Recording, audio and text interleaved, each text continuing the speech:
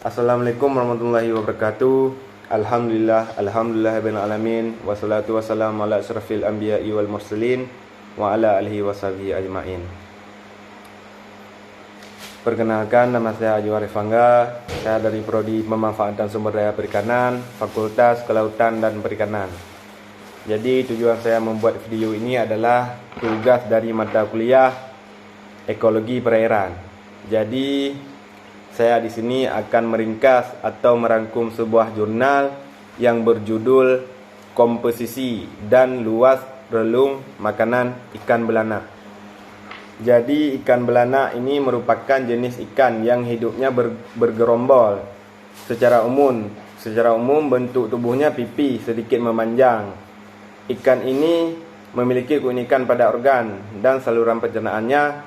Salah satunya terlihat pada bibir atas, lebih tebal daripada bibir bawah.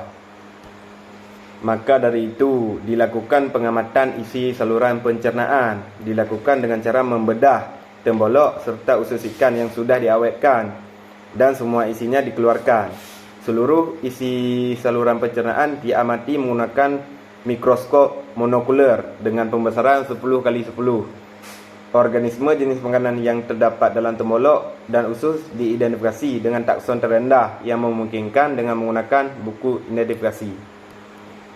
Jadi tumpang tindih relung makanan ikan belanak dapat menunjukkan interaksi antar spesies ikan dengan melihat kesamaan dalam memanfaatkan sumber daya makanan.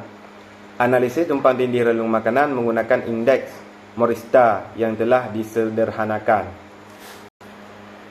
Dan curah hujan sangat mempengaruhi musim penghujan yang mengakibatkan pergerakan arus di perairan semakin tinggi. Selain itu, pergerakan gelombang pasang dan penggenangan air laut lebih lama terhadap detritus, sehingga laju pengisian atau pengurangan detritus juga semakin tinggi.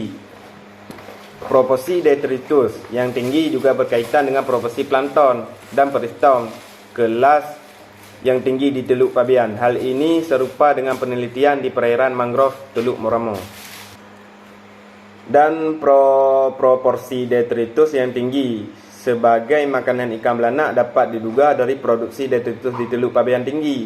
Kondisi teluk yang masih dikelilingi oleh vegetasi mangrove memberikan potensi produktif detritus yang di perairan tersebut. Luas relung makanan yang tinggi pada kelompok ukuran sedang diduga karena pada ukuran tersebut ikan belanak membutuhkan lebih banyak energi untuk proses pematangan gonad. Jadi perlu juga kita ketahui bahwa ikan belanak ini merupakan jenis ikan yang hidupnya bergerombol. Secara umum bentuk tubuhnya pipih sedikit memanjang.